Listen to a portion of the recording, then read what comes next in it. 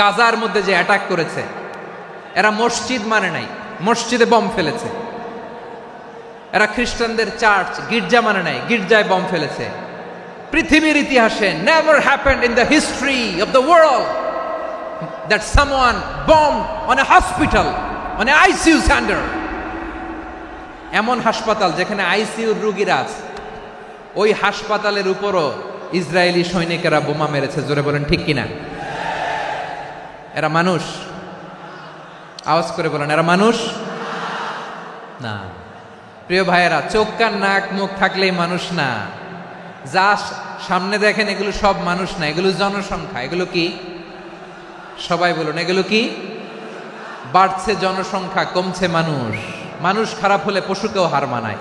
আচ্ছা, আওয়াজ করে বলেন, যে ইসরায়েলি সোলজাররা উপর থেকে বোমা মারল, তারাও মানুষ? তারাও কি? ওরাও রক্তে মাংসে মানুষ, ওদেরও পরিবার আছে। বোমা মেরে যেই মেয়েটাকে তারা অনাথ বানায়, ইয়াতিম বানায়, ও কিন্তু বাসায় ওর মেয়েটাকে রেখে আসছে। ঠিক কিনা বলেন? বম্বিং করে যে বাবাকে মেরে, স্বামীকে মেরে স্ত্রীকে বিধবা বানায়, তারও ঘরে স্ত্রী আছে। উপর থেকে বম মেরে মানুষ মেরে দিচ্ছে, তারাও মানুষ। 1945 সালের 6ই আগস্ট আমেরিকান সোলজাররা হিরোশিমায় বম মেরেছে। আমি নিজে দেখে এসেছি জাপানের হিরোশিমাতে। সকাল 8:15 মানুষ কেউ অফিসে যাচ্ছিল, কেউ খেতে খামারে কাজ করতে যাচ্ছিল। লিটল বয় নামে একটা বোম মেরেছে তারা। এই বোমের আঘাতে, পারমাণবিক এই বোমার রেডিয়েশনে আঘাতে বোম ব্লাস্ট হওয়ার পরে মুহূর্তের মধ্যে 1,40,000 নাই। উপর থেকে যারা মারতেছে এরাও মানুষ, যাদেরকে মারলো তারাও। তার মানে মানুষে মানুষে পার্থক্য আছে না? নেই? মানুষে মানুষে পার্থক্য আছে। নাক কান চোখ মুখ থাকলেই মানুষ নয়। বাড়ছে জনসংখ্যা, কমছে মানুষ। চিল্লায় বলো ঠিক কিনা? ভালো মানুষ যারা জগৎটাকে এনলাইটেন করবে, যারা সত্যের বীর সেনানী হয়ে দাঁড়াবে, যারা সত্যের পক্ষে কথা বলবে, যারা জালিমের মসনদকে ভেঙে খান খান করে দেবে, এরকম হওয়ার দরকার আছে না নাই? এরকম ভালো মানুষ আমরা হতে চাই কি চাই না? মানুষকে যত্ন নিলে মানুষ যে কত ভালো হয় আপনি কল্পনাও করতে পারবেন না। মানুষকে নার্চারিং করলে, মানুষকে পলিশ করলে, মানুষকে গ্রুমিং করলে, মানুষকে সঠিক তারবিয়া দিলে মানুষ অনন্য হয়ে ওঠে। প্রতিটি মানুষ অনন্য। আমি অনন্য, আপনি অনন্য, আমরা সবাই অনন্য। সুবহানাল্লাহ বলেন। মানুষকে আল্লাহ তাআলা দিয়েছেন অসীম ক্ষমতা, অসীম ক্ষমতা। সুবহানাল্লাহ। একটা মানুষ পারে না এমন কিছু নাই, বিশ্বাস করতে হবে। মানুষ যা কল্পনা করতে পারে ওইটা মানুষ করে দেখাতে পারে। তুমি তোমার কল্পনার রাজ্যকে সাজাও, তোমাকে হারাতে পারে এমন কোন শক্তি আল্লাহর জমিনে নাই। তোমার কি শক্তি, কি সম্ভাবনা তুমি জানোই না মিয়া। তুমি এদিকে তাকাও কেন? তোমার রাস্তা তো ওই দূরে। তুমি কোথায় যাবে, আল্লাহ তোমার টেনে কোথায় নিয়ে যাবে তুমি কিছুই জানো না। Plan big, dream big. কল্পনার শক্তিকে বড় করো। মানুষ যা কল্পনা করতে পারে মানুষ তা করে দেখাতে পারে। মানুষের কাছে অসাধ্য কিছু নাই মৃত্যু ছাড়া, অ্যাকসেপ্ট ডেথ। মৃত্যু ছাড়া মানুষ সবকিছুকে জয় করতে পারে। তোমার জন্ম হয়েছে জিতার জন্য, বিজয়ের জন্য তোমার জন্ম। মানুষের শুরুটাই হয় বিজয় দিয়ে।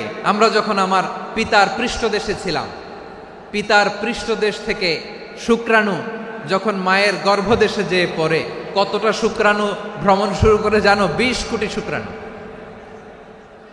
একবার সিমেন আউট হলে সেখানে 20 কোটি শুক্রাণু থাকে, ভ্রমণ শুরু করে। ওই 20 কোটি শুক্রাণুর মধ্যে থেকে তুমি আমি আজকে এক বিকশিত শুক্রাণু মানব রূপে পৃথিবীতে এসেছি। সুবহানাল্লাহ। ওই 20 কোটি শুক্রাণুর প্রতিযোগিতায় সবাইরে পেছনে ফেলে সেদিন আমি সফল হয়েছিলাম। সেদিন আমি বিজয়ী হয়েছিলাম।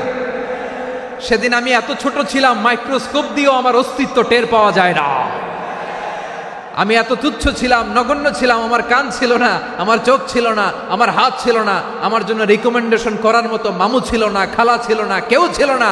তারপরেও ওই প্রতিযোগিতায়, ওই কম্পিটিশনে যখন আমারে কেউ হারাতে পারে নাই, আল্লাহর জমিনেও আমারে কেউ হারাতে পারে না। হারার জন্য তোমার জন্মই হয় নাই, তুমি আসছোই জিতার জন্য। সুবহানাল্লাহ। বিশ্বনবী বলেন, আন্নাসু মাআদিন কামাআদিনি যাহাবি ওয়াল ফিদ্দা খিয়ারুহুম ফিল জাহিলিয়াতি খিয়ারুহুম ফিল ইসলাম। Peoples are like mines of gold and silver. সোনার খনি, রূপার খনি, এর চেয়েও বড় খনি হচ্ছে এই মানব সম্পদের খনি। আওয়াজ করে বলেন আল্লাহু আকবার। আল্লাহ তাআলা এই সম্পদ আমাদেরকে দিয়েছে। বিশ্বনবী বলেন, মানুষ হচ্ছে খনির মতো। খিয়ারুহুম ফিল জাহিলিয়াতি খিয়ারুহুম ফিল ইসলাম। জাহিলি যুগে যারা সেরা, ইসলামেও তারা সেরা। ইদা ফাকুহু, যদি তারা বুঝবান হয় তাহলে তাদেরকে সেরা বানায় দিবে কে? তাহলে মানুষের চেয়ে সেরা কেউ হতে পারে? মানুষের চেয়ে অনন্য কেউ হতে পারে? মানুষকে কেউ হারাতে পারে? আওয়াজ করে বলো, তোমাকে কেউ হারাতে পারবে? এই সাহস জাগছে আজকের আলোচনা থেকে। আমি তুমি অনন্য, আমাকে তোমাকে হারায় দেওয়া এত সহজ না, ঠিক কিনা? একটা কথা জীবনের সাথে সেট করে নিতে হবে, আমি জিতি নয় শিখি, আমি কখনো হারি না। তাহলে বিশ্বনবী বললেন, নাসু মাআদিন, মানুষ হচ্ছে খনি, এই খনির যত্ন নিতে হবে। মা বাবা যারা এসেছেন, আপনার ছেলে মেয়ের যত্ন নেন। আপনার ছেলের মধ্যে যে কি পটেনশিয়াল আপনি জানেন না। আপনার এই ছোট্ট অবুজ ছেলেটাই আগামী দিনের শায়েখ আহমদুল্লাহ হবে।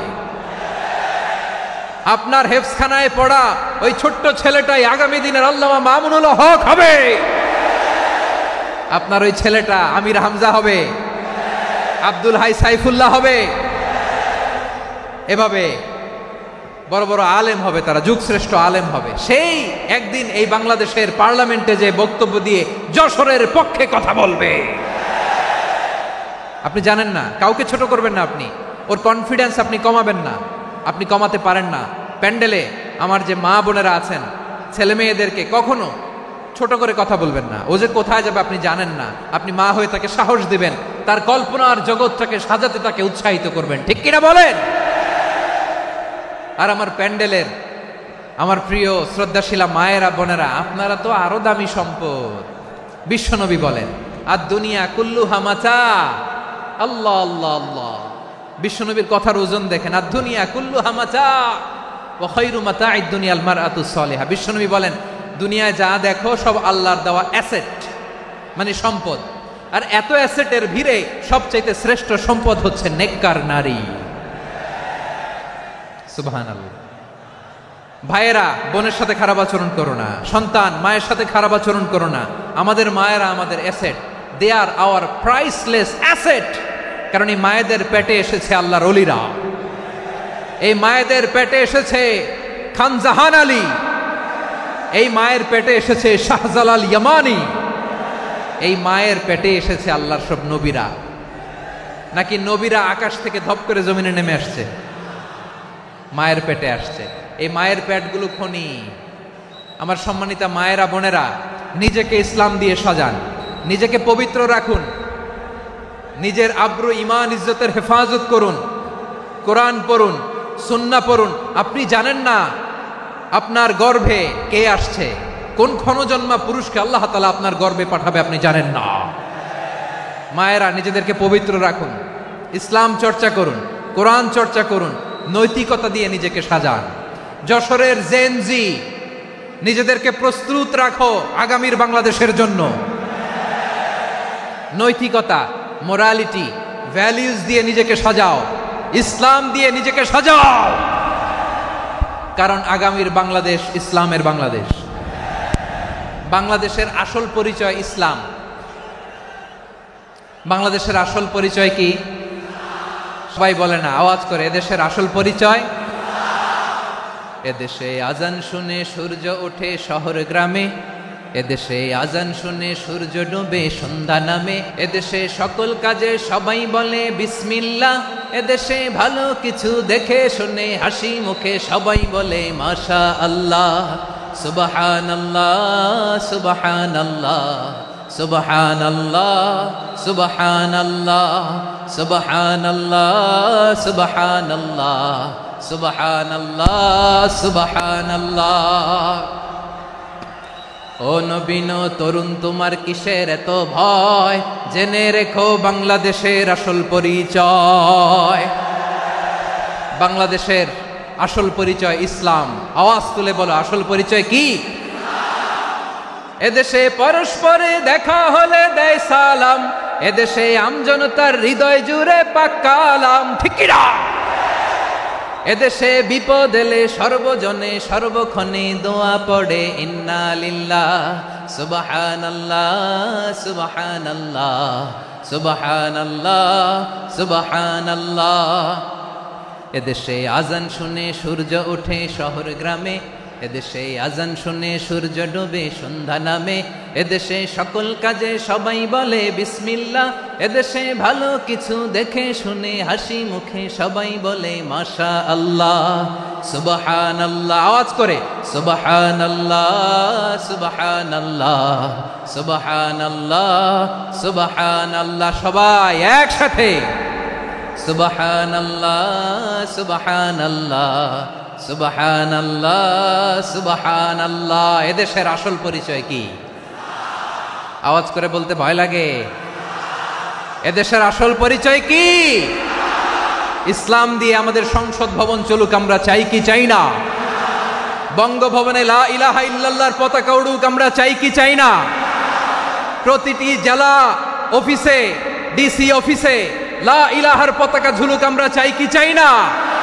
মানুষকে যত্ন নিলে মানুষের মধ্যে যারা কি পটেনশিয়াল রেখেছে। আমি জাপানের দুইটা উদাহরণ দেই। জাপানে 2022 সালে জাপানের সাথে জার্মানির খেলা ফিফা ওয়ার্ল্ড কাপ 2022, ওই খেলায় জিতেছিল জাপান।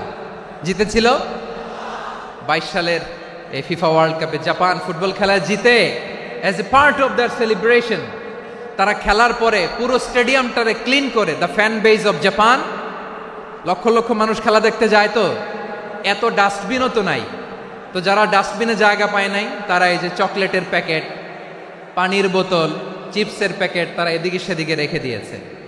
জাপানের ভক্তরা, জাপানের ফলোয়াররা as a part of their celebration তারা খেলার পরে পুরো স্টেডিয়ামের সব ময়লা আবর্জনা ক্লিন করে তারপরে বিদায় নিয়েছে। তাদেরকে কি ক্লিন করার দায়িত্ব দেওয়া হয়েছিল?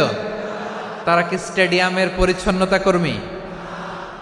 তাদের আকল, তাদের সিক্স সেন্স তাদেরকে বলেছে। ছোটবেলা থেকে জাপান গভর্নমেন্ট ওদেরকে এত পরিচ্ছন্নতা শেখায়, ক্লিনলিনেস অ্যাওয়ারনেস ক্যাম্পেইন করায়। ক্লাসে আমি দেখেছি, ক্লাসে নিজের বেঞ্চ নিজে মুছে, ক্লাসের মাঝখানে একটা সময় দেয়, নিজের টেবিল নিজে মুছে, নিজের ক্লাসরুমটা নিজে পরিষ্কার করে। রাস্তাঘাটে একটা ধুলা নাই, ময়লা নাই, একটা টিস্যু নাই। খেলার পরে গোটা বিশ্বকে তাক লাগিয়ে দিয়েছে। জাপানের ফ্যানরা সবার রেখে যাওয়া গার্বেজ, টিস্যু, বোতল পরিষ্কার করে তারপরে স্টেডিয়াম থেকে বিদায় নিয়েছে। আমরা কেন এমন হইতে পারলাম না? জাপানের যারা এগুলো করছে ওদের 3টা করে চোখ না? চোখ তো 3টা জাপানা লাগো, জাপানা লাগো। হাত তো 4টা, কান তো 6টা। হ্যাঁ, নাকি আমার মতো 2 হাত 2 কানালা মানুষ? চোখে দেখলে ওটা মানুষ না। চিন্তা করছেন? তার মানে জাপানিজদেরকে যে গ্রুমিং করে শিখানোর মাধ্যমে পরিচ্ছন্ন বানানো গেছে, ওরা যেমনি মানুষ আমরাও মানুষ। আমাদের সন্তানদেরকে শেখালে তারাও পারবে, পারবে কিনা? 2 নম্বর উদাহরণ বলি। চট্টগ্রাম ফেনীতে যারা গিয়েছেন, মেঘনা গোমতী ব্রিজ প্রকল্প নাম শুনছেন? মেঘনা একটা ব্রিজ পার হওয়া লাগে। এই মেঘনা গোমতী, এখানে 3টা ব্রিজ কাঁচপুর সহ, এই 3টা ব্রিজের নির্মাণ কাজ, রেনোভেশনের কাজ দেয়া হয়েছিল জাপানের একটা কোম্পানিকে। কাকে? জাপানের কোম্পানি। নির্মাণ শেষে 738 কোটি টাকা বেঁচে গেছিল, এটা গভর্নমেন্টের হাতে দিয়ে তারা বিদায় নিয়েছে। কত টাকা? 738 কোটি টাকা। যত প্রাক্কলিত ব্যয় নির্ধারণ করা হয়েছে সব টাকা সরকার, তৎকালীন সরকার 2019-এর সরকার কারা ছিল তো জানেন? এই 2019-এর সরকার তাদেরকে দিয়েছে। তারা রিনোভেশন নির্মাণ শেষে 738 কোটি টাকা অতিরিক্ত বেঁচে গেছিল, এটা আবার গভর্নমেন্টের হাতে বুঝাই দিয়ে তারা বিদায় নিচ্ছে। আমরা কেন এমন হইতে পারলাম না? জাপানের ওরাও মানুষ, আমরাও মানুষ। তার মানে মানুষে মানুষে পার্থক্য আছে না নাই? আচ্ছা, জাপানের 2টা উদাহরণ দিলাম, এবার আমার দেশের 2টা উদাহরণ দিব না? বাংলাদেশের 2টা উদাহরণ দেয়। 1 নম্বর উদাহরণ, গত সপ্তাহে আপনারা জানেন কক্সবাজার আমার একটা প্রোগ্রাম ছিল, তো হেলিকপ্টারে গিয়েছিলাম। ফেনী জেলা যখন পার হচ্ছি আমি দেখলাম 3টা উইন্ডমিল চিনেন তো? বিশাল পিলার, 3টা-4টা পাখা থাকে। বায়ু বিদ্যুৎ কেন্দ্র, বাংলাদেশের প্রথম বায়ু বিদ্যুৎ কেন্দ্র এটা। মুহুরী প্রজেক্ট বলে ওটারে সম্ভবত, মুহুরী প্রজেক্ট। তো সাগরের বাতাসের ঝাপটায় এটা ঘুরে এনার্জি হয়, ইলেকট্রিসিটি উৎপাদন হয়। তো আমি পাইলটকে বললাম, ভাই এগুলো থেকে কেমন ইলেকট্রিসিটি উৎপাদন হয়? কয় হুজুর একটুও হয় না, কিছুই হয় না। কিছুই হয় না মানে? বলে হুজুর বাংলাদেশে যত উইন্ড মিল আছে এটার পাখা একটাও ঘুরে না। আল্লাহ, বলেন কি? তাহলে এই যে কোটি কোটি টাকা ব্যয় করে যে উইন্ড মিল, কয় হুজুর উপরে ফিটফাট ভিতরে সদরঘাট। তার মানে কোটি কোটি টাকা দিয়ে এই উইন্ড মিল বানায়, এখানে কিছু নাই। দুর্নীতির আড্ডাখানা, আখড়াখানা বাংলাদেশ, ঠিক কিনা বলেন? হায় রে, জাপানিজরাও মানুষ, আমরাও মানুষ। আমার এক নিকটাত্মীয় সরকারি চাকরিজীবী, উনি আমাকে বললেন, বাংলাদেশের আরেকটা উদাহরণ দেখি। উনি আমাকে বললেন যে প্রতি বছর আমাদের অফিসের ফার্নিচার চেঞ্জ করে। আমি বললাম প্রতি বছর ফার্নিচার চেঞ্জ করে কেন? বলে যে ফার্নিচার নতুন পারচেজ করলেই তো ওইখানে টাকা, নতুন কিনতে পারলেই টাকা, নতুন উন্নয়নের সবক শোনাতে পারলেই টাকা। প্রথম আলোর রিপোর্ট, কি আলো? প্রথম আলোর রিপোর্ট, গত 15 বছরে উন্নয়নের নামে লুটপাট হয়েছে প্রায় 3.25 লাখ কোটি টাকা। কার রিপোর্ট? আমাদের বানানো কথা। প্রথম আলোর রিপোর্ট। গত 15 বছরে কারা ছিল জানেন তো? হ্যাঁ, শুধু ওনাদেরকেই দোষ দিয়ে লাভ নাই।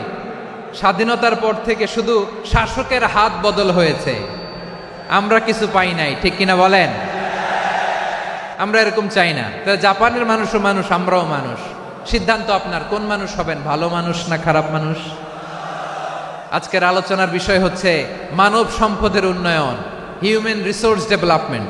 It's a process to increase the capacity of knowledge, skill, capacity of the people of a country. একটা দেশের মানুষের জ্ঞান, তাদের দক্ষতা কি করে বাড়ানো যায়, বাড়িয়ে দেশের উন্নয়ন করানো যায়, এটাই হচ্ছে মানব সম্পদ উন্নয়নের মূল কথা। তাহলে মানব সম্পদ হচ্ছে একটা দেশের সবচাইতে শক্তিশালী পুঁজি। প্রাকৃতিক সম্পদ, খনিজ সম্পদের চেয়েও দামি হচ্ছে মানব সম্পদ। আল্লাহ তাআলা দয়া করে আমাদেরকে এই মানব সম্পদ দিয়েছেন। আসুন আমাদের এই মানুষগুলোকে আমরা সোনার মানুষ বানাই। রাজি আছেন তো সবাই? রাজি আছেন? মানুষ পারে না এমন কোনো কিছু নাই, চাইলে সব পারে। এজন্য মানুষকে তারবিয়া দিতে হবে, যথাযথভাবে তাদেরকে গড়তে হবে। আসুন আমরা সিরাতের আয়নায় বিশ্বনবীর জীবনী থেকে দেখি তিনি কিভাবে হিউম্যান রিসোর্সকে ম্যানেজ করতেন। বিশ্বনবী, he was a very good talent hunter, চৌকস ট্যালেন্ট হান্টার ছিল। কার মধ্যে কি ট্যালেন্ট আছে দেখলেই বুঝে ফেলতেন। সুবহানাল্লাহ পড়বেন না? কি নবী আমরা পেয়েছি! He was a very good talent hunter. আমার নবী তিনি চৌকস ট্যালেন্ট হান্টার ছিলেন। কার মধ্যে কি প্রতিভা বের করতেন, ওই প্রতিভাকে ইসলামের কল্যাণে কাজে লাগাতেন। যাকে যেই জায়গায় সেট করলে ভালো হবে তাকে ওই জায়গায় সেট করতেন। কয়েকজন সাহাবীর জীবনী শোনাই। আবু মাহজুরা রাদিয়াল্লাহু তাআলা আনহু, মক্কার মুয়াজ্জিন, আগে ছিল মুশরিক, পরে হয়েছে মুমিন। উনি কিভাবে মুমিন হইলেন এই ঘটনাটা একটু আপনাদের শোনাতে চাই। আবু মাহজুরা রাদিয়াল্লাহু তাআলা আনহু কিভাবে মুসলিম হলেন, আওয়াজ করে শুনেন। হুনাইনের যুদ্ধ, 8ম হিজরি, বিষ্ণু ঈসা ইসলাম হুনাইনের যুদ্ধ শেষে ফিরতেছেন। পথিমধ্যে বেলাল রাদিয়াল্লাহু তাআলা আনহু আজান দিচ্ছেন। কি দিচ্ছেন? তো পাশে ছিল মুশরিকদের একটা পল্লী, কিছু মুশরিক তরুণ, কিছু অমুসলিম কিশোর, তারা আজানকে ব্যঙ্গ করতেছে। আমাদের বাংলায় মুখ ভেঙ্গানো বলে আর কি। বেলাল রাদিয়াল্লাহু তাআলা আনহু আজান দিচ্ছেন, ওই বাচ্চাগুলো মুশরিক, তো ওরা আজানকে ব্যঙ্গ করতেছে, বিকৃতি করে ওরাও আজান দিচ্ছে। উদ্দেশ্য হচ্ছে আজানকে নিয়ে ঠাট্টা করা। উদ্দেশ্য কি? ঠাট্টা করা। ব্যাপারটা মনে কষ্ট পাওয়ার মতো ব্যাপার না? কিন্তু বিশ্বনবী ওইখানে দেখেন কি খুঁজলেন। বিশ্বনবী খেয়াল করলেন অমুসলিম কিশোরদের মধ্যে থেকে একটা কিশোরের গলাটা বড় দরাজ গলা, কণ্ঠটা বড় সুন্দর। খেয়াল করে দেখলেন যে কিছু কিশোর বেলালের আজানকে ব্যঙ্গ করে, বিকৃতি করে, কিন্তু একজনের কণ্ঠ দেখতে পাচ্ছেন না এত দূরে, কিন্তু কণ্ঠটা বড় সুন্দর, দরাজ গলা। বিশ্বনবী সাহাবীদেরকে বললেন, ধরো এগুলারে, ধরো। সবগুলারে ধরে বিশ্বনবীর সামনে আনা হলো। ওরা হাঁটু গেড়ে বসলো। বিশ্বনবী বললেন, তোমাদের মধ্যে কে যেন ব্যঙ্গ করে আজান দিচ্ছিল, তার গলাটা বড় উঁচু, গলার বেসটা বড় মজবুত, মেলোডিয়াস, সুমধুর কণ্ঠ। কে? আবু মাহজুরা বলে, আমার বন্ধুরা সবাই আমার দিকে আঙ্গুল দেখায়। আমি পড়ে গেছি বিপদে। রাসূল সাল্লাল্লাহু আলাইহি ওয়াসাল্লাম বাকি অমুসলিম তরুণদেরকে ছেড়ে দিলেন, বললেন তোমরা যাও। এবার আবু মাহজুরারে পাইছে। আবু মাহজুরার চুলের মধ্যে হাত দিলেন বিশ্বনবী, মাথায় হাত দিয়ে বললেন এবার আজান দাও দেখি। আবু মাহজুরা বলে আমি তো আজান দিতে জানি না, কারণ আমি তো বেলালেরটা শুইনা শুইনা দিছি, আমার তো মুখস্থ নাই, আমি তো আজান দিতে জানি না। বিষ্ণু বললেন জানো না, তাহলে আসো আমি তোমারে শিখাই দেই। সুবহানাল্লাহ পড়েন। আবু মাহজুরা হাঁটু গেড়ে বসে বিশ্বনবীর মোবারক হাত আবু মাহজুরার চুলের মধ্যে। বিশ্বনবী আজানের মুআল্লিম আবু মাহজুরাকে বলতেছে ঠিক আছে তোমারে শিখাই দিচ্ছি, আমি যা যা বলবো আমার সাথে সাথে বলো, পারবা? আবু মাহজুরা বলে পারবো। বিশ্বনবী আজান দিচ্ছেন, মাথায় হাত দিয়ে আল্লাহু আকবার আল্লাহু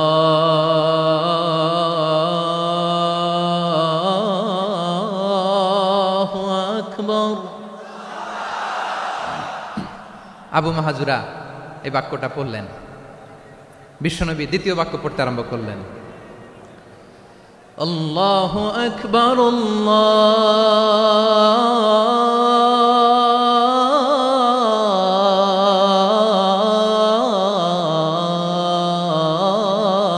আল্লাহু আকবার। আবু মাহজুরা এই বাক্যটাও বললেন। বিশ্বনবী আবু মাহজুরার মাথার মধ্যে হাত দিয়ে তৃতীয় বাক্য বললেন, আশহাদু আল্লা ইলাহা ইল্লাল্লাহ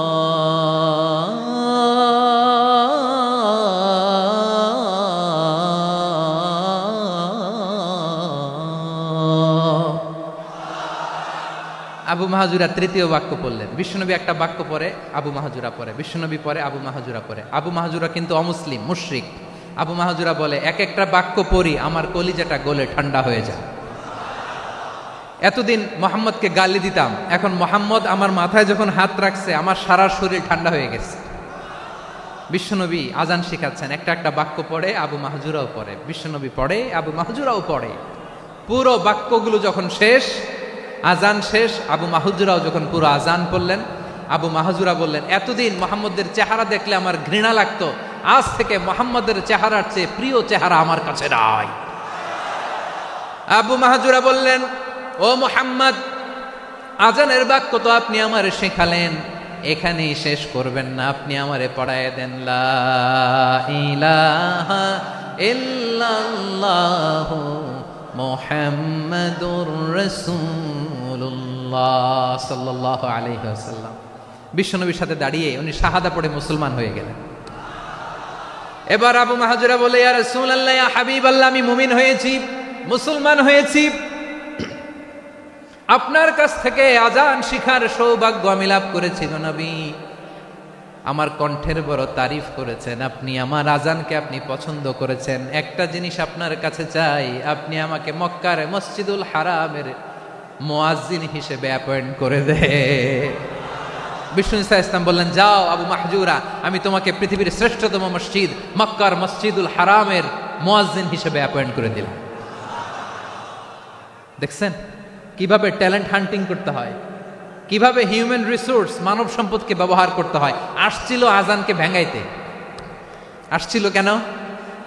আজানকে ব্যঙ্গ করার জন্য, বিকৃত করার জন্য। আজানকে বিকৃত করতে যে ইসলামের সবচেয়ে শ্রেষ্ঠ মসজিদের মুয়াজ্জিন হয়ে গেল। পড়েন সুবহানাল্লাহ।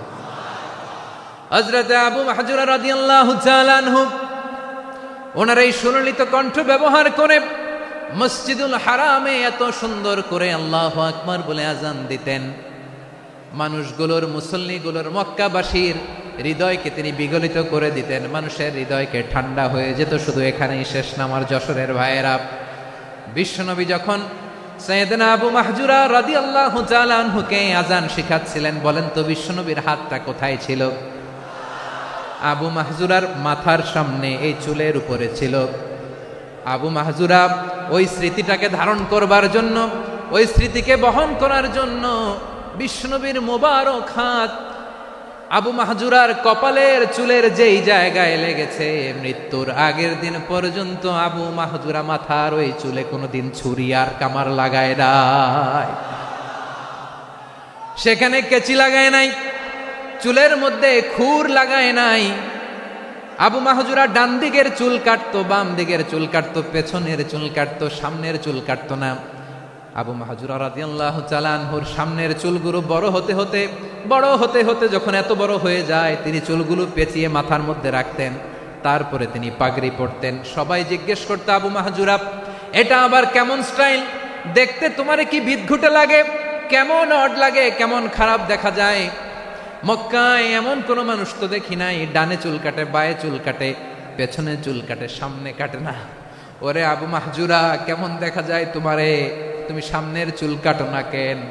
আবু মাহজুরা বলে, আমি হাঁটু গেড়ে পেয়ারা নবীর সামনে বসেছিলাম, আমার এই মাথার চুলের মধ্যে মুবারক হাত লাগিয়ে বিশ্বনবী নিজে আমাকে আজানের প্রতিটা বাক্য শিক্ষা দিয়েছেন। বিশ্বনবীর মুবারক হাত, পবিত্র হাত আমার মাথার চুলের যেই জায়গায় লেগেছে, আমি চাই ওই চুলগুলা নিয়ে আমি আমার কবরের ভিতরে যাব। সাইয়েদনা আবু মাহজুরা রাদিয়াল্লাহু তাআলা আনহু ইন্তেকালের আগের পর্যন্ত মাথার সামনের চুলগুলা কাটে নাই। মাথার সামনের চুল তিনি কাটেন নাই। সুবহানাল্লাহ বিহামদি। কেমন ভালোবাসতেন বিশ্বনবী সাহাবীদেরকে, সাহাবারা কেমন ভালোবাসতেন বিশ্বনবীকে। সামনের চুলগুলো বড় হতে হতে এত বড় ছিল, পেঁচিয়ে রেখে পাগড়ি পরতেন, কাটতেন না। নবীর হাত লেগেছিল। সুবহানাল্লাহ পড়েন। তাহলে what is the lesson, moral of the story কি? মোরাল অফ দ্য স্টোরি হচ্ছে, আসছিল আজানকে ব্যঙ্গ করার জন্য, বিকৃত করার জন্য, হয়ে গেল মসজিদুল হারামের মুয়াজ্জিন। দেখেন বিশ্বনবী একটা খারাপ সিচুয়েশনের মধ্যে থেকে কি ভালো জিনিস বের করে আনলেন। আমি যে শুরুতে বলেছি কিভাবে তিনি হিউম্যান রিসোর্সকে ডেভেলপ করেছেন, ম্যানেজ করেছেন। তিনি যে চৌকস ট্যালেন্ট হান্টার ছিল, দেখেন সবার মধ্যে থেকে এর বাছাই করে মুয়াজ্জিন বানাই দিয়েছেন। সুবহানাল্লাহ পড়েন। তার মানে এই না সবাইরে ধরে ধরে উনি মুয়াজ্জিন বানাইছেন।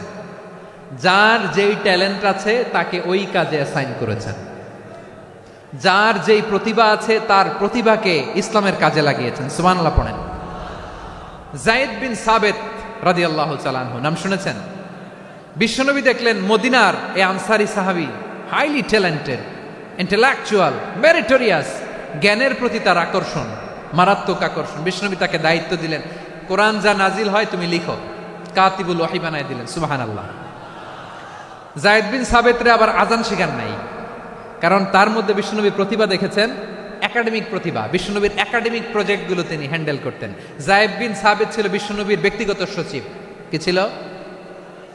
ব্যক্তিগত সচিব। বোঝেন নাই? বিশ্বনবীর ব্যক্তিগত সচিব এবং দোভাষী। ইহুদিরা কিছু লিখে দিলে এটার অর্থ বিশ্বনবীরে বুঝায় দিতেন। আবার ইহুদিদের কাছে কিছু লিখতে হলে তিনি লিখে দিতেন। বিশ্বনবী একদিন বললেন, ইন্নী ওয়াল্লাহি মা আমানু ইয়াহুদা আলা কিতাব। ইহুদিরা যে চিঠি পাঠায় অর্থ তো বুঝি না, আরেক ইহুদি আইনে অর্থ করা লাগে। আবার ইহুদিদের কাছে কিছু লিখে পাঠাইতে চাইলে আমরা তো লিখতে পারি না, ইহুদিরে দিয়ে লেখা লাগে। ওরা যে পয়রা শোনায় লিখে দেয়, আমি ওদের বিশ্বাস করি না। আমার নিজের একজন লোক দরকার। বিশ্বনবী এই যায়েদ বিন সাবিতকে চুজ করলেন ল্যাঙ্গুয়েজের জন্য। উনি বললেন, যায়েদ তোমার সফট স্কিলকে ডেভেলপ করতে হবে, তুমি হিব্রু ল্যাঙ্গুয়েজ শিখে ফেলো। যায়েদ বিন সাবিত বলল, বিশ্বনবীর মোটিভেশন আর ইন্সপিরেশন পেয়ে আমি 15 দিনে ইহুদিদের এই হিব্রু ল্যাঙ্গুয়েজ শিখে ফেললাম। শুধু শিখে ফেললাম না, হাত্তা হাদিকতু, even I became master in the language. এই ভাষা আমি পারদর্শী হয়ে গেলাম। এরপরে ইহুদিরা চিঠি লিখে পাঠালে আর কোনো ইহুদি ডাকা লাগতো না, আমি নবীর এটার অর্থ শুনে পরে বুঝায় দিতাম। আবার ইহুদিদের কাছে চিঠি লেখা লাগলে আমি যায়েদ বিন সাবিত চিঠি লিখে দিতাম। সুবহানাল্লাহ। দেখেন এত সাহাবীর মধ্য থেকে বিশ্বনবীর একাডেমিক প্রজেক্ট, ব্যক্তিগত সচিব, দোভাষী হিসেবে তিনি যায়েদ বিন সাবিতের মতো তরুণকে নির্বাচিত করেছেন। কেমন ট্যালেন্ট হান্টার ছিল আমার নবী। সুবহানাল্লাহ পড়বেন না? বিশ্বনবীর ইন্তেকালের পরে সাইয়েদনা আবু বকর রাদিয়াল্লাহু তাআলা আনহু যখন খলিফা হয়ে আসলেন, কোরআনকে সংকলনের দায়িত্ব দেয়া লাগবে, কোন সাহাবীকে দিবেন? সব সাহাবারা মিলে পরামর্শ করলেন।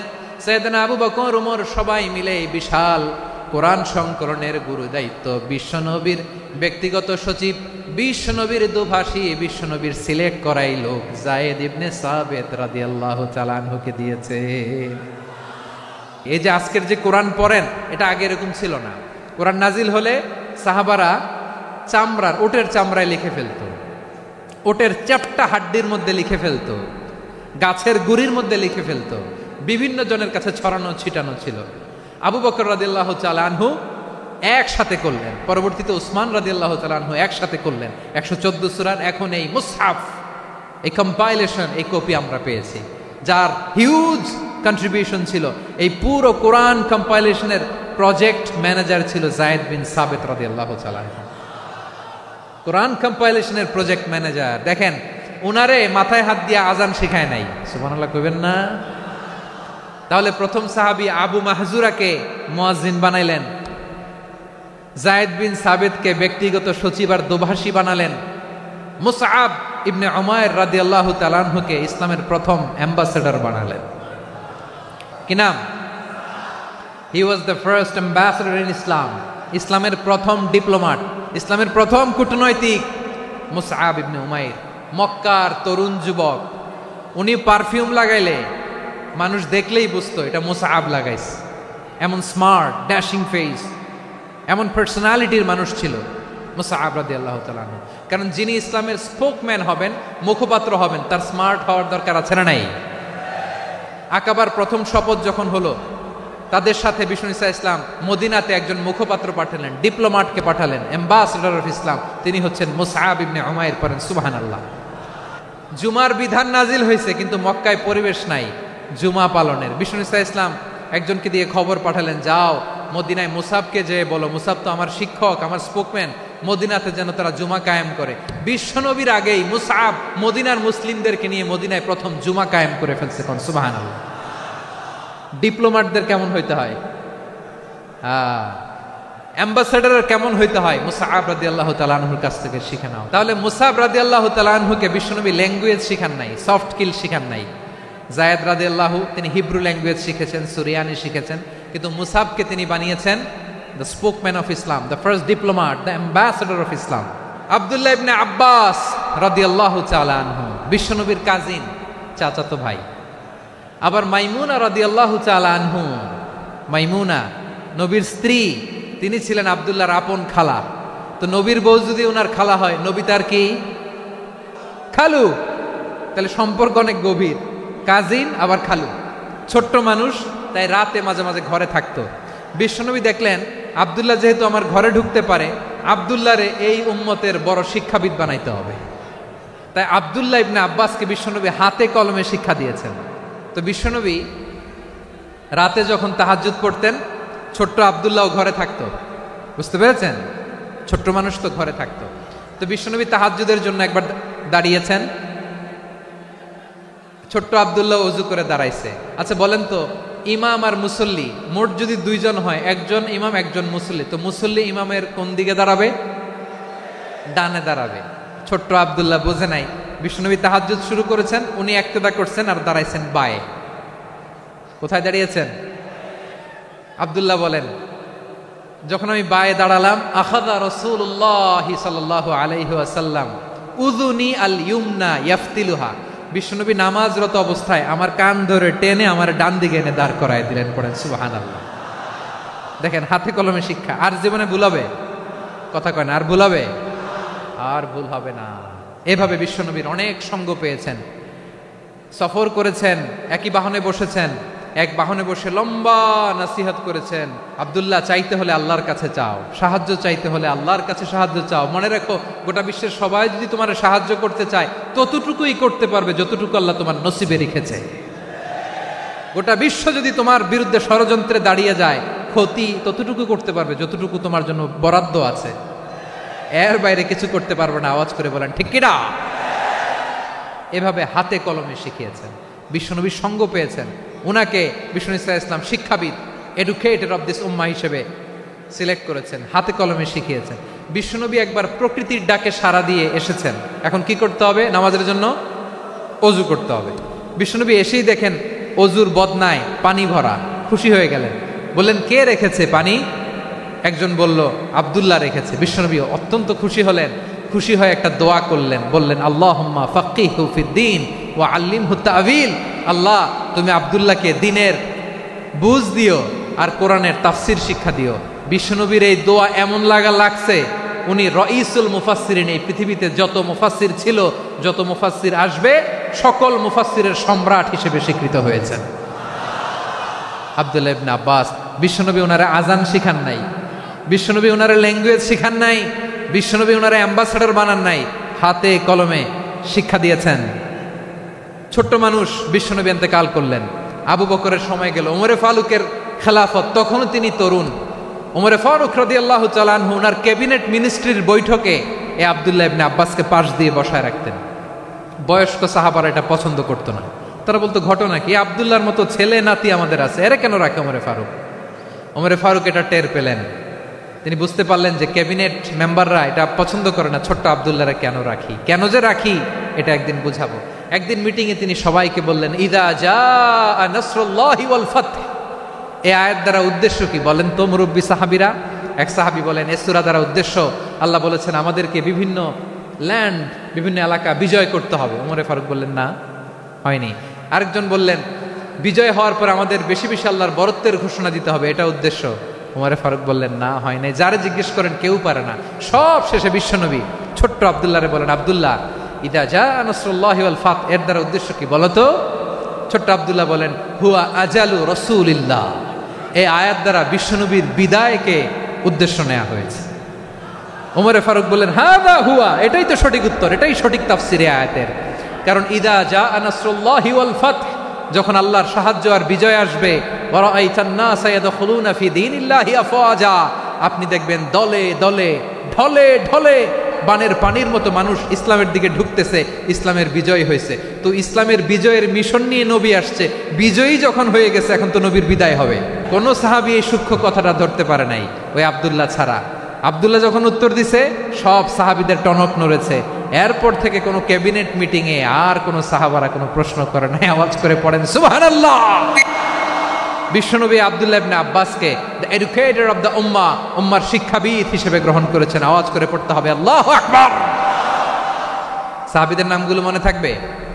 এক নম্বরে আবু মাহজুরা, মুয়াজ্জিন বানাইছেন। যায়েদ ইবনে সাবিত, দোভাষী, ট্রান্সলেটর অফ প্রফেট, এবং তিনি ছিলেন বিশ্বনবীর ব্যক্তিগত সচিব। মুসআব ইবনে উমাইর, the first ambassador and diplomat of Islam. আব্দুল্লাহ ইবনে আব্বাস, এই উম্মার সবচেয়ে বড় এডুকেটর, শিক্ষাবিদ। আরেকজন ছিল আব্দুল্লাহ ইবনে মাসউদ রাদিয়াল্লাহু তাআলা। দুই আব্দুল্লাহ, আব্বাস গেল, আরেকজন হচ্ছে মাসউদ। মক্কার তরুণ, ছাগল পালতো মুশরিকের। বিশ্বনবী আর আবু বকর রাদিয়াল্লাহু তাআলা আনহু একবার গেলেন, যে দেখে এই তরুণ দাঁড়ায় আছে। বিশ্বনবী বলেন, আমি খুব ক্ষুধার্ত, তোমার কাছে কি দুধ আছে ছাগলের? আব্দুল্লাহ আছে, ওয়ালাকিন আনা মু'তামান, কিন্তু যে দুধ আছে এটা আমানতের, আমি দিতে পারবো না। বিশ্বনবী এইটা শুনেই তারা টার্গেট করে ফেলছে। আনা মু'তামান, দুধ আছে কিন্তু এটা আমার মালিকের, আমি তো দরদ দেখায় আমার মালিকের দুধ আপনি পথিক, আপনারা দিতে পারি না। বিশ্বনবী টার্গেট করে ফেলছেন, এরে আমার কাজে লাগাইতে হবে। বিশ্বনবী বললেন, আচ্ছা ঠিক আছে, দুধ দিও না, কিন্তু এমন ছাগি আছে কিনা যেই ছাগির সাথে কোনো ছাগলের মিলন হয় নাই, তার ওলানে দুধও আসে নাই, বাচ্চাও নাই, এরকম ছাগির থেকে যদি আমি দুধ খাই তাহলে তো সমস্যা নাই। বলতেছে, এরকম ছাগির থেকে দুধ খাইলে সমস্যা নাই, কারণ এরকম ছাগির ওলান থেকে দুধ আসবেও না। বলতেছে, ঠিক আছে, এরকম একটা ছাগি নিয়ে আস। নিয়ে আসা হলো। বিশ্বনবী বিসমিল্লাহ বলে ওই ছাগির ওলানে হাত দিলেন। হাত দিতে দেরি, পুরো ওলানটা দুধে ভরে যেতে দেরি হয় না। বিশ্বনবী আর আবু বকর রাদিয়াল্লাহু তাআলা আনহু দহন করে পেট ভরে খেলেন। এই দৃশ্য আব্দুল্লাহ ইবনে মাসউদের হৃদয়ে দাগ কাটলো। এই মুজিজা দেখে তিনি বললেন, আশহাদু আল্লা ইলাহা ইল্লাল্লাহ ওয়া আশহাদু আন্না মুহাম্মাদুর রাসূলুল্লাহ। তিনি ষষ্ঠ মুসলিম ছিলেন, 6 নম্বর মুসলমান। ওনাকে টার্গেট করে বিশ্বনবী দেখলেন এমন ইন্টেলেকচুয়াল ব্রেন, উনি সূক্ষ্ম সূক্ষ্ম জিনিস বুঝে বেশি, ফিকহি জ্ঞান ওনার মধ্যে বেশি। বিশ্বনবী ওনাকে কোরআনের জ্ঞান শিক্ষা দিতে লাগলেন। উনি বিশ্বনবী সবার কাছে কোরআন শোনায়, কিন্তু বিশ্বনবী নিজে আব্দুল্লাহ ইবনে মাসউদের কাছ থেকে কোরআন শুনতো। বিশ্বনবী একবার বললেন, ইকরা আলাইয়া ইয়া মাসউদ। ইবনে মাসউদ, একবার শোনাও তো কোরআন দেখি। আব্দুল্লাহ ইবনে মাসউদ বলে, আকরাউ আলাইকা ওয়া আলাইকা উনজিল। নবী, আপনার উপর কোরআন নাজিল হয় আর আমি আপনার সামনে কোরআন পড়ব। বিশ্বনবী বললেন, ইন্নী উহিব্বু আন আসমাআহু মিন গায়রি। আমি নিজে পড়তে যেমনি ভালোবাসি, অন্যে পড়ুক আমি শুনবো, এটাও আমি ভালোবাসি। সূরা নিসা তিনি তেলাওয়াত করে শুনিয়েছেন। এমন সূক্ষ্ম সূক্ষ্ম বিষয় বিশ্বনবী উনাকে ধরিয়ে দিয়েছেন। উনি হয়ে গিয়েছেন, আব্দুল্লাহ ইবনে আব্বাস হয়েছেন রাইসুল মুফাসসিরিন, উনি হয়ে গিয়েছেন ফাকিহুল উম্মাহ। ওনার চাইতে বড় ফকি এই পৃথিবী আর দেখবে না। চিল্লায় বলেন সুবহানাল্লাহ। উনি বলতেন ওয়াল্লাহি ইল্লাযী লা ইলাহা গায়রু মা উনজিলাত সূরাতুন ইল্লা ওয়া আনা আ'লামু আইনা উনজিলাত ওয়া ফীমা উনজিলাত। বিশ্বনবী এমন ভাবে কোরআনের দার্স আমাকে দিয়েছেন, কোরআনে যত সূরা নাজিল হয়েছে যেখানে নাজিল হোক না কেন আমি জানি এটা কোথায় নাজিল হয়েছে এবং কোন প্রেক্ষাপটে নাজিল হয়েছে। এমন একটা সূরা নাই যে সূরার কোথায় নাজিল হয়েছে আমি মাসুদের জানা নাই, কোন প্রেক্ষাপটে নাজিল হয়েছে আমার জানা নাই। এরকম ঘটবে না, চিল্লায় বলেন আল্লাহু আকবার। এই আব্দুল্লাহ ইবনে মাসউদ রাদিয়াল্লাহু তাআলা আনহু ওমর ফারুকের সময় কুফার চিফ জাস্টিস ছিলেন। কুফা নগরীর চিফ জাস্টিস। চিফ জাস্টিস বুঝেন নাই? বিচারপতি। কি ছিলেন? সবাই বলে নাই কি ছিলেন? বিচারপতি ছিলেন। এবং ওনার যে ফিকহি জ্ঞানের ধারা, এটাই আলকামা, ইব্রাহিম আন-নাখাই, হাম্মাদ ইবনে সুলাইমান হয়ে ইমাম আবু হানিফা পর্যন্ত পৌঁছেছে। এবং ওনার ফিকহি জ্ঞানের ধারাই হানাফি মাযহাবে অ্যাকসেপ্ট হয়েছে। আজও এগুলো হানাফি মাযহাবে চর্চিত হয়। হানাফি মাযহাবের সব ফিক আব্দুল্লাহ ইবনে মাসউদের ফিকহি জ্ঞানের ধারা থেকে নেওয়া হয়েছে। চিল্লায় পড়েন সুবহানাল্লাহ। তাহলে উনাকে বিশ্বনবী বানিয়েছেন জুরিস্ট, আইনবিদ, ফকিহ। উনারে আজান শিখান নাই। হিউম্যান রিসোর্স ডেভেলপমেন্ট কিভাবে করবেন, মানব সম্পদের উন্নয়ন কিভাবে করতে হয়, কিভাবে যার যেখানে প্রতিভা কাজে লাগাতে হয় উনি দেখিয়েছেন। সুবহানাল্লাহ পড়বেন না? খালিদ বিন ওয়ালিদ কি ছিলেন? বীর যোদ্ধা। কিন্তু তিনি ইসলাম ধর্ম গ্রহণ করেছেন অনেক দেরিতে, 8ম হিজরিতে। তার মানে 8ম হিজরির আগে উনি মুশরিকদের পক্ষে লড়াই করেছেন। ওনার হাতে কত মুসলিম সাহাবী যে নিহত হয়েছে হিসাব নাই। বিশ্বনবী টার্গেট করে রাখছে, তুমি আমাদের মুসলিমদের এত ক্ষতি করলা, তুমি যখন মুসলমান হবা তোমারে দিয়ে আমি এমন কাম করামু যে এটা আর কেউ করতে পারবে না। খালিদ বিন ওয়ালিদ রাদিয়াল্লাহু তাআলা 8ম হিজরিতে মুসলিম হয়েছেন, মক্কা বিজয়ের আগে। তো মক্কা বিজয়ের আগে যখন মুসলিম হয়েছেন, এর আগে কি করছেন? কাফিরদের সাথে যুদ্ধ করেছেন। উনি উহুদের যুদ্ধে মুসলমানদের যে পরাজয় ভাব, কঠিন পরিস্থিতির মুখোমুখি ওনার কারণে পেছন থেকে এমন আতর্কিত আক্রমণ করেছেন, মুসলমানদেরকে কচুকাটা করেছেন।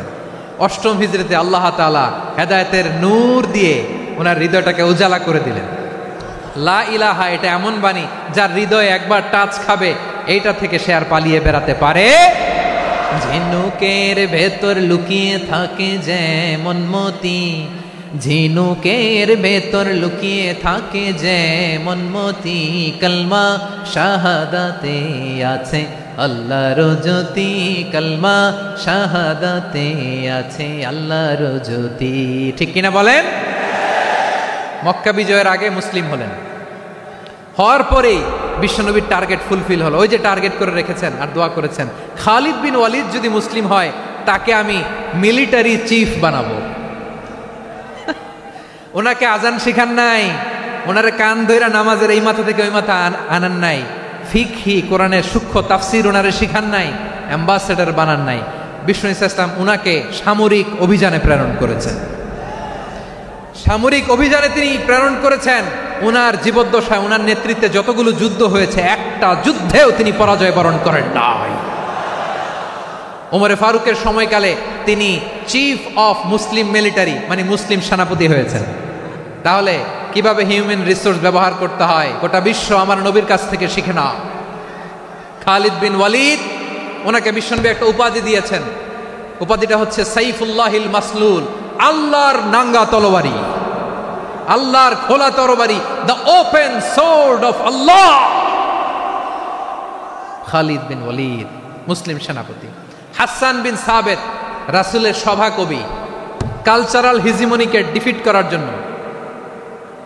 উনি ভালো অস্ত্র চালানো জানতেন না, ওই কাজে উনি যেতেন না। ওনার ছিল কাব্য প্রতিভা। কাফিররা কবিতা দিয়ে নবীকে গালি দিত, বিশ্বনবী বলতেন, ইয়া হাসান আজিব আন রাসূলিল্লাহ, তুমি নবীর হয়ে কাফেরদের এই কথাগুলোর জবাব দাও। বিশ্বনবীর একটা মিম্বার ছিল, বিশ্বনবীর মিম্বারের পাশাপাশি মসজিদে নববীতে এই হাসান বিন সাবেতের জন্য বিশ্বনবী একটা স্পেশাল মিম্বার বানিয়ে দিয়েছেন। এখান থেকে তুমি জবাব দাও। এবং বিশ্বনবী বলেছেন, আল্লাহুম্মা আইয়িদহু বিরূহিল কুদুস, আল্লাহ হাসান আমার পক্ষে জবাব দেয়, তুমি জিব্রাইল মারফত তাকে সাহায্য পাঠাইয়া দিও। রাসূল সাল্লাল্লাহু আলাইহি ইসলামের সভা কবি, the poet of the prophet, নবীর কবি। উনি কবিতা দিয়ে এমন উচ্চাঙ্গের ভাষায় কবিতা দিয়ে তিনি জবাব দিতেন, কাফিরদের গা শিহরে যেত, তাদের হৃদয়ে আগুন ধরে যেত। তাহলে এরকম কবিরও দরকার আছে না নাই? এখন যাকে আল্লাহ দিছে কাব্য প্রতিভা, এরা যদি আপনি যুদ্ধের ময়দানে পাঠান হবে? যারে দিছে সুরেলা গলা, এরা যদি অ্যাম্বাসেডর বানান হবে না। হাসান বিন সাবিত ছিলেন বিষ্ণু ইসলামের কবি। হুযায়ফা ইবনুল ইয়ামান বিশ্বনবীর গোয়েন্দা বিভাগের প্রধান। কিসের প্রধান? হুযায়ফা ইবনুল ইয়ামান। ওনার ছিল ডিটেকটিভ মাইন্ড, গোয়েন্দা বিভাগের প্রধান।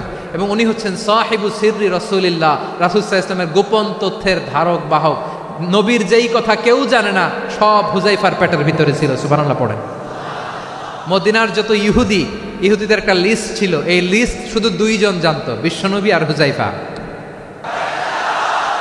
গোয়েন্দা বিভাগের হেড ছিল।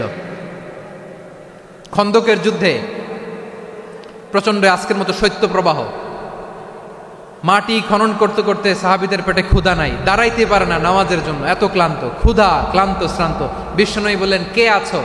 এই কঠিন শীত, এই ভয় আর ক্ষুধার মধ্যেও খন্দকের পরীক্ষার টপকে শত্রু শিবিরে যে আমাকে তথ্য দিবা, কে আছো? কারো গায়ে শক্তিই নাই যে দাঁড়াবে, কেউ দাঁড়ায় না। বিশ্বনবী তখন নিজে হুযায়ফাকে ডাক দিলেন, হুযায়ফা, যে আমাকে আজকে শত্রু শিবিরের তথ্য এনে দিবে, সে জান্নাতে আমার মোরাফাকা, আমার সঙ্গী হবে। হুযায়ফা রাদিয়াল্লাহু ইবনুল ইয়ামান জীবনের ঝুঁকি নিয়ে এই ক্ষুধা, শৈত্য প্রবাহ, কোল্ড ওয়েভসকে উপেক্ষা করে পরীক্ষা টপকে শত্রু শিবিরে যে সবার কথাগুলো চুপে চুপে শুনে বিশ্বনবীর দরবারে এসে গোয়েন্দাদের মতো তথ্য সরবরাহ করেছেন। বিশ্বনবীর গোয়েন্দা বিভাগের প্রধান হুযায়ফা ইবনুল ইয়ামান ইন্টেলিজেন্স বিভাগ চালাতেন। মুনাফিকদের নাম ওনার কাছে ছিল। মুআয ইবনে জাবাল মদিনা রাষ্ট্রের সবচেয়ে সিনিয়র আমলা ছিলেন। আমলাতন্ত্র চিনেন তো? প্রশাসনিক কাজ যারা চালায়, অ্যাডমিনিস্ট্রেশন বোঝেন না? The department of administration. মদিনার রাষ্ট্রের সিনিয়র আমলা মুআয ইবনে জাবাল মুতাখাসসিসুন ফিল হালাল ওয়াল হারাম, হালাল হারামের স্পেশালিস্ট ছিলেন। বিশ্বনবী উনাকে ইয়ামানের গভর্নর করে পাঠাইছেন। বলেছেন, ইন্নাকা তা'তি কওমান আহলা কিতাব, এমন গোষ্ঠীর কাছে যাবা যারা ইহুদি নাসারা, আগে শাহাদা পড়লে এরপরে নামাজের দাওয়াত দিও, নামাজ পড়লে যাকাতের দাওয়াত দিও। গভর্নরের অ্যাটিটিউড যেমন থাকে তেমন অ্যাটিটিউড ধরে রেখো। সুবহানাল্লাহ পড়েন। তাহলে মুআয ইবনে জাবালকে দিয়ে বিশ্বনবী কবিতা লেখায় নাই, চিঠি লেখায় নাই, আজান দেওয়ায় নাই। সুবহানাল্লাহ পড়বেন না? সব শেষ সাহাবী বলি আবু হুরায়রা রাদিয়াল্লাহু তাআলা, বিড়ালের বাবা, কি করতেন? খালি হাদিস মুখস্থ করতেন। উনি বলতেন, আলজামু রাসূলুল্লাহ আলা মিল ইবাতনি, আমার শুধু পেটের ক্ষুধার বন্দোবস্ত হইলে আমি নবীর সঙ্গ ছাড়তাম না। আমার আনসার সাহাবারা ক্ষেত খামারের কাজ করতো, আমার মুহাজির সাহাবারা ব্যবসা করতো, আর আমি নবীর সাথে সাথে থাকতাম। শুধু সকাল বিকাল দুই বেলা যদি আমার খাবারের বন্দোবস্ত হয়, আমি আর নবীর লক ছাড়ি না। সুবহানাল্লাহ কইবেন না? 5374টা হাদিস তিনি বর্ণনা করেছেন। সবচেয়ে বেশি হাদিস বর্ণনাকারী সাহাবী। হাদিস প্রিজার্ভেশনের কাজে বিশ্বনবী ওনাকে কাজে লাগিয়েছেন। উনি একদিন বলেন, ইয়া রাসূলুল্লাহ আসমাউ মিনকা কাসীরান ফালা আহফাজু, নবী অনেক কথা শুনি আমার মনে থাকে না। বিষ্ণু বললেন, তাই? উবসুত রিদাক, তোমার চাদরটা বিছাও। আবু হুরায়রা বিছালেন, বিশ্বনবী হাত বুলায় দিলেন, এরপরে অনেক হাদিস বর্ণনা করলেন। আবু হুরায়রা বলে, তারপর থেকে বিশ্বনবী যাই বর্ণনা করে আমি শুনি আর একটাও ভুলি না। এখন সুবহানাল্লাহ। বিশ্বনবী ওনাকে হাদিস প্রিজার্ভেশন, নবীর এই যে লক্ষ্য হাদিস প্রিজার্ভেশনের এই দায়িত্ব দিয়েছেন সাইয়েদনা আবু হুরায়রা রাদিয়াল্লাহু তাআলা আনহুকে। প্রিয় ভাইরা, তাহলে 10 জন সাহাবীর কথা যে বললাম, আপনারা কি খেয়াল করেছেন কত বড় ট্যালেন্ট হান্টার, চৌকস ট্যালেন্ট হান্টার ছিল আমার নবী। এক একজনের এক এক ট্যালেন্ট, এক এক কাজে অ্যাসাইন করেছেন, এক একজনকে এক এক দায়িত্ব দিয়েছেন, এক একজনের প্রতিভাকে এক একভাবে বিকশিত হওয়ার সুযোগ দিয়েছেন। আওয়াজ করে বলেন ঠিক কি না? এখন আমার পর্দার আড়ালে আমার মায়েরা বলবে, এতগুলো পুরুষ সাহাবীর কথা বললো, নারী সাহাবীরা কি কিছু করে নাই? হ্যাঁ, একজন নারী সাহাবীর কথা বলে মোনাজাত হবে, দোয়া ছাড়া কেউ যাব না। রুফাইদা আল আসলামিয়া রাদিয়াল্লাহু তাআলা আনহা, ওনার বাবার নাম সাআদ আল আসলামি। বিশ্বনবী কি খেয়াল করলেন দেখেন, সাআদ ছিল মদিনার বড় ডাক্তার। এই নারী সাহাবী রুফাইদা বাবার কাছ থেকে চিকিৎসা বিদ্যা শিখেছেন। যখন শিখছে, বিশ্বনবী দেখলেন আমার তো প্রতি সপ্তাহে সপ্তাহে যুদ্ধ, যুদ্ধে আহত সাহাবীদের সেবা দিবে কে? বিশ্বনবী রুফাইদাকে বললেন, রুফাইদা তুমি মসজিদে নববীর পাশে একটা মেডিকেল ক্যাম্প করো। এই যে সাকিনা আদ্দিন মেডিকেলের আমার ছাত্রী বন্ধুরা, শুনে রাখো, তোমাদের আইকন হচ্ছে এই রুফাইদা আল আসলামিয়া। বিশ্বনবীর ডিরেকশন অনুযায়ী তিনি মসজিদে নববীর পাশে একটা মেডিকেল ক্যাম্প করলেন এবং আহত সাহাবাদের চিকিৎসা উনি ওনার টিম নিয়ে দিতেন। বিশ্বনবীর পরামর্শে উনি আনসারি এবং মুহাজির মহিলা সাহাবীদেরকে নিয়ে একটা স্পেশাল মেডিকেল টিম গঠন করলেন। খায়বার যুদ্ধে 7ম হিজরিতে যখন বিশ্বনবী যায়, উনি ওনার টিম নিয়ে আসলেন, বললেন, ইয়া রাসূলুল্লাহ, আমরা তো তলোয়ার চালাতে পারি না, আমরা তো তীর মারতে পারি না, আপনি যদি অনুমতি দেন খায়বার অভিযানে আমি আমার টিম নিয়ে মেডিকেল টিমের সেবাটা সার্ভিসটা দিতে চাই। পড়েন সুবহানাল্লাহ। বিশ্বনবী অনুমতি দিলেন, যোদ্ধা সাহাবীদের সাথে রুফাইদা আল আসলামিয়া উনিও মেডিকেল টিম নিয়ে অগ্রসর হলেন। খায়বারের প্রতিটা আহত ইনজুর্ড সাহাবী যারা ইনজুরির শিকার হয়েছেন সবাই রুফাইদা আল আসলামিয়ার এই মেডিকেল ক্যাম্প থেকে চিকিৎসা সহায়তা পেয়েছেন। সুবহানাল্লাহ পড়েন। দেখেন কিভাবে বিশ্বনবী ট্যালেন্ট বাছাই করতেন। আপনি অবাক হবেন, বাহরাইনের মেডিকেল ইউনিভার্সিটিতে রুফাইদা আল আসলামিয়া মেডিকেল প্রাইজ অ্যাওয়ার্ড প্রতি বছর দেয়া হয়। যদি 8 দিনের এই মেডিকেল আমার বোনেরা যদি জেনে থাকো জানো, না হলে নতুন করে জানো, সার্চ দিও রুফাইদা আল আসলামিয়া মেডিকেল অ্যাওয়ার্ড বাহরাইনের ইউনিভার্সিটিতে দেওয়া হয়। প্রিয় ভাইয়েরা, তাহলে আলোচনার সামারি আমরা করি। বিশ্বনবী যেভাবে হিউম্যান রিসোর্সকে ম্যানেজ করেছেন, যার যেখানে প্রতিভা কাজে লাগিয়েছেন, আমরাও যদি করি আমাদের বাংলাদেশের চিত্র আমরা পাল্টে দিতে পারবো। আমরা শুরুতে শুনেছি মানুষের আছে অসীম সম্ভাবনা, প্রতিটা মানুষ অনন্য, যত্ন নিলে যথাযথ পরিচর্যা করলে মানুষ বিশ্ব জয় করতে পারে, ঠিক কিনা? আমাদের হাফেজে কোরআনের সামনে দাঁড়াতে পারে এমন কোনো হাফেজে কোরআন আল্লাহর জমিনে জন্ম হয় নাই। গোটা বিশ্ব কাঁপিয়ে তারা সেরা, আমাদের ক্রিকেটাররা সেরা, আমাদের তৈরি পোশাক শিল্প সেরা, এরকম অনেক অনেক সেরা জিনিস আছে, আমরা এগুলোরে নার্চারিং করতে পারি নাই, পরিচর্যা করতে পারি নাই, সঠিক তারবিয়াতের অভাব। তাহলে মানুষের অসীম সম্ভাবনাকে কাজে লাগাতে হবে, ঠিক কিনা বলেন? ইউনুস গভর্নমেন্টকে আমি বলবো, অল্প সময়ের জন্য আপনারা এসেছেন, সংস্কারও করতে হবে, আবার নির্বাচনও করতে হবে। সব সংস্কার হতে করতে পারবেন না, যতটুকু পারবেন এর মধ্যে আমাদের যে হিউজ ম্যান পাওয়ার, আমাদের যে মানব সম্পদ, হিউম্যান রিসোর্স, এটাকে ডেভেলপ করে আপনাদের যেতে হবে। যেটা পারবেন না সেটাকে পরবর্তী নির্বাচিত গভর্নমেন্টের কাছে রেখে যেতে হবে, যে তারা যেন করে, তাদের কাছে আপনারা এটা রেখে যাবেন। তাহলে মানুষ চাইলে বিশ্ব জয় করতে পারে, আর মানুষকে হারাতে পারে কেউ? আল্লাহ আমাদেরকে জনসংখ্যা দিয়েছেন প্রিয় ভাইয়েরা, এই জনসংখ্যা অনেক বড় সম্পদ, এটা আমাদের জন্য অভিশাপ নয়, আশীর্বাদ। আমাদের জনসংখ্যাকে যদি আমরা জনশক্তিতে রূপান্তর করতে পারি, আজকে বাংলাদেশ যে অবস্থানে দাঁড়িয়ে আছে, বাংলাদেশ তার 20 গুণ উন্নতির শিখরে চলে যাবে। চিল্লায় বলো ঠিক কিনা? আমাদের শ্রমিক ভাইয়েরা বাইরে কাজ করে, আমাদের শ্রমজীবী ভাইয়েরা, প্রবাসীরা, তাদের ব্যাপারে গুরুত্ব দিতে হবে। আমাদের শ্রমের দাম সবচেয়ে কম, সবচেয়ে কম। তারা এম্বাসিতে গুরুত্ব পায় না, এয়ারপোর্টে গুরুত্ব পায় না, এই সরকার অবশ্য তাদেরকে অনেক গুরুত্ব দিচ্ছে।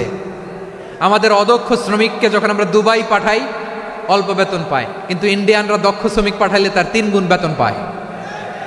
আমরা আমাদের শ্রমিকদেরকে অদক্ষভাবে আর পাঠাতে চাই না, দক্ষ শ্রমিক পাঠিয়ে আমরা রেমিটেন্সের বন্যা বইয়ে দেব। তাদেরকে সবচেয়ে গুরুত্ব দিতে হবে। আমরা পেয়েছি ফ্রিডম ফাইটার, মুক্তিযোদ্ধা, আর আমার প্রবাসী ভাইরা হচ্ছে রেমিটেন্স ফাইটার। জোরে বলো ঠিক কিনা? তাহলে আমাদের এই জনশক্তিকে জনসম্পদে ট্রান্সফর্ম করতে হবে। সরকার জনগণকে এভাবে পলিশ করতে হবে। মা বাবারা ছেলে মেয়েদের মধ্যে কার কোন যোগ্যতা তাকে ওইভাবে কাজে লাগাতে হবে। সবার A+ পাওয়ার কোনো দরকার নাই। আমাদের দেশে একটা টেন্ডেন্সি আছে, পরীক্ষায় A+ না পাইলে তুই কি করলি, পাশের বাড়ির ছেলে A+ পাইছে, যা ওর পা ধোয়া পানি খা। খাওয়া নাই, এগুলার খাওয়া নাই, ওরে আল্লাহ A+ পাওয়ার জন্য বানাইছে, আর আপনার ছেলেকে এই A+ গুলারে নিয়ন্ত্রণ করার জন্য আল্লাহ বানাইছে। ওকে দিয়ে আল্লাহ কি করবে আপনি জানেনই না।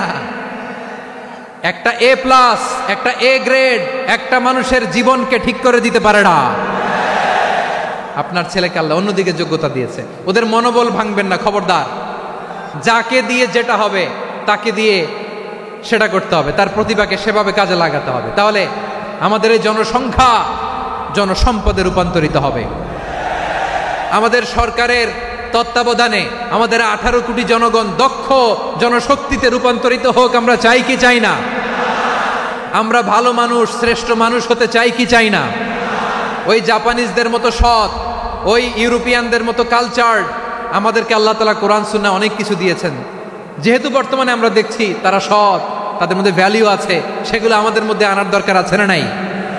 আর ইসলাম দিয়ে আমাদের জীবনকে সাজাতে হবে, ইসলাম দিয়ে আমার পরিবারকে সাজাতে হবে। ইসলাম থেকে, কোরআন থেকে প্রেসক্রিপশন না নিলে জীবন সুন্দর হবে না। কোরআন থেকে প্রেসক্রিপশন না নিলে সমাজ সুন্দর হবে না।